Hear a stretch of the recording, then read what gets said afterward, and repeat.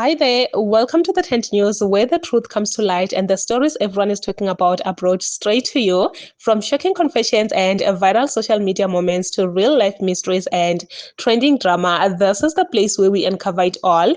Now, please watch this video first, and I will be back with the rest of my commentary. Fellow South Africans, we need to have an honest and uncomfortable conversation. Because what is happening in our townships right now may feel like a solution to many frustrated people. But in reality, we are slowly damaging our own economy, our own future, and even the country's position throughout the African continent. Yes, unemployment is real. Poverty is real. Crime is out of control. Illegal immigration is a serious issue that the government must deal with properly and lawfully. But listen very carefully. Destroying foreign-owned shops, threatening workers, attacking street vendors, and chasing African foreigners out of communities is not fixing the country. That's not fixing the country. But then it is weakening the country. Many people don't realize this. The township economy survives because money exchanges hands. Money circulates between different people. That Somali shop owner buys stock from South African wholesalers. That Zimbabwean mechanic rents from a South African landlord. That Ethiopian trader uses South African transport services. That Nigerian barber pays electricity, taxi fare, and local workers. Now, when violence starts, obviously we have seen shops close, businesses flee, stock disappears, prices rise, landlords loses income, local workers loses jobs, customers suffer. Even those hustlers, in the auction, they suffer because they stock from these shops. And then what happens? The same poor South African community becomes poorer and poorer. After all, you cannot grow an economy through fear. You cannot create jobs through intimidation. You cannot build a nation through hatred.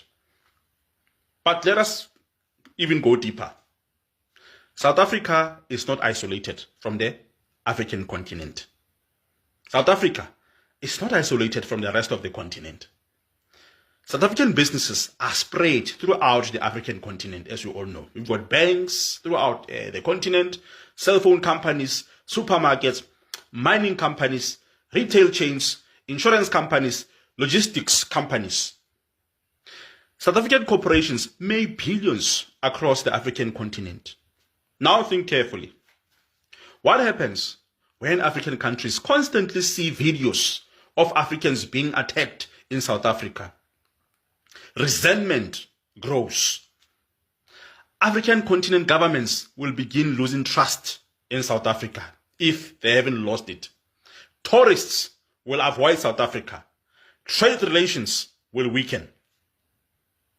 Business partnerships will become politically sensitive. Some African consumers may even begin boycotting South African companies if they haven't started already. I've seen it in Nigeria and many other countries in Africa. They've already started boycotting South African companies. And remember, many South African companies operating across African continent employ South Africans either directly or indirectly. If continental relations deteriorate, you know what will happen? Investment opportunities will shrink, exports will suffer, regional cooperation will become weak, and South African jobs will become vulnerable too.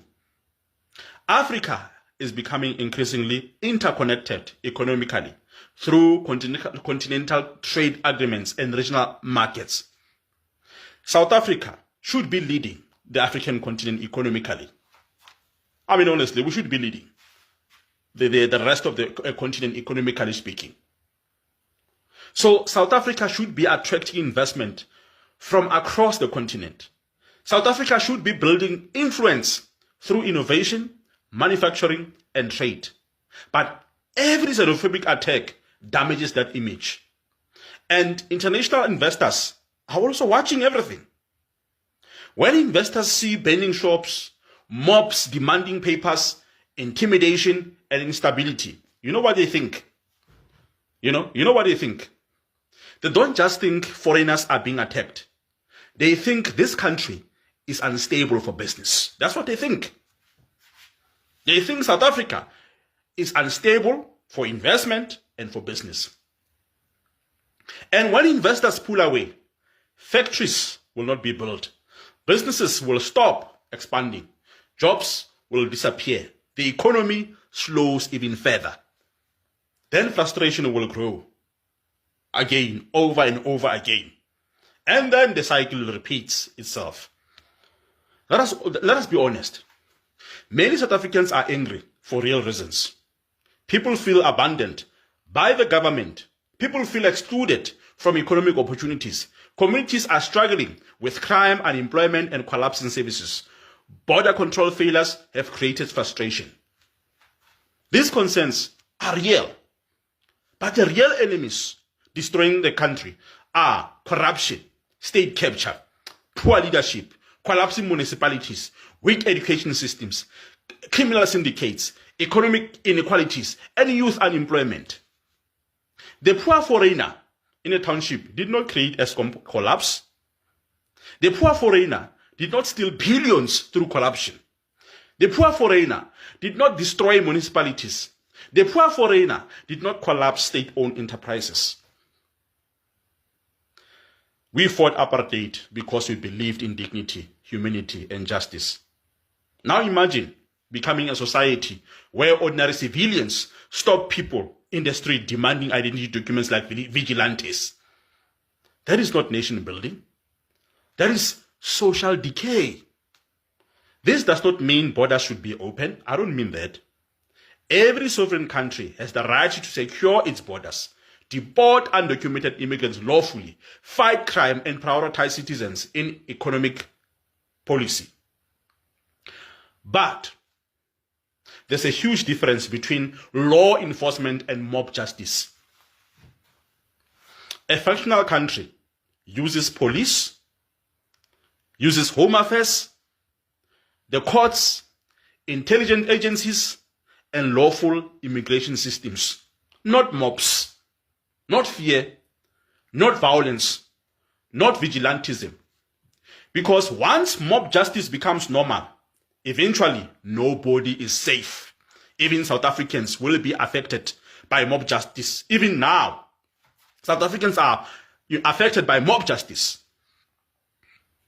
Today it is foreigners. Tomorrow it becomes tribes, as we have seen. Then political opponents, then ordinary South Africans themselves. History has shown this many times, even now. As a country, we don't need civil conflict. We need rebuilding. We need stronger borders. We need economic growth. We need factories. We need entrepreneurship. We need education. We need investment. We need skills development and honest leadership, not hatred. Because in the end, a poor South African mother and a poor, foreign mother are both trying to survive in a broken economy. If we destroy our township economy, damage continental trade relations, and isolate ourselves from the rest of Africa through violence and hatred, everybody loses. South Africans, we must wake up before anger destroys the very country we are trying to save.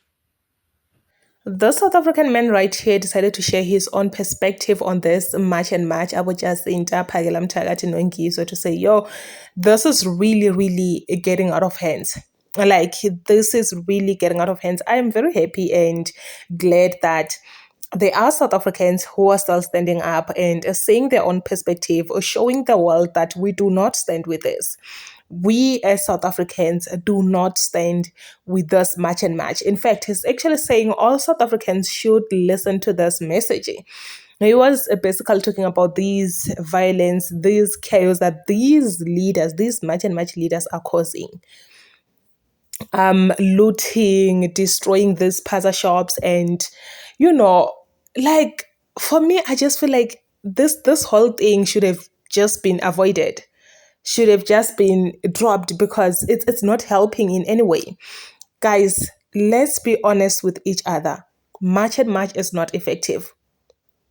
March and March is not effective, guys. If there is one thing that March and March is doing is putting South Africa like on the bad picture, to a point whereby when you go out there in other countries, because now South Africa is known for being xenophobic, and then they ask you, where are you from? I'm from South Africa. They'll just look at you with that look, and some of the people, they'll actually ask you, good table, and what is it with the xenophobic? Like, what's going on? Why you guys are taking Africans? Which is a very valid question, by the way, because those that are in other countries, or in their own countries, they don't know that not all South Africans stand with this. And also, remember, when these people are taking these spaza shops, when these people are looting, they're actually taking videos. And after that, the videos will go on social media. What will happen? Like, guys, yeah, you know what? I stand with this man. I 100% stand with this man to say, South Africans, let's stop this thing that we are doing on social media. Because for me, it screams hunger. For me, it gives hunger vibe, man, to say people are hungry. That's why now they see this opportunity as like to loot. They take this as an opportunity to go and loot this spaza shop. The various spaza shops that are complaining that these people are poisoning the food, those people that are selling expired food, then why are you looting the food? Why? I don't get it. I really do not get it. And at this point, I feel like, oh, Jacinta or Pagilam Tagata Nongizwe, it's way too late for them to control this case that they've started. Even if they can say to it, guys, please, let's not loot, let's not cause violence. It's too late. It's too late now. They cannot control these people because now there are people that are hungry. There are people that are not going to work. They see this as an opportunity to go and loot. And after they've looted those shops, no South African person is going to occupy that space. It will just be left like that, guys. But anyway, please comment your thoughts down below in the comment section. What do you think about this one?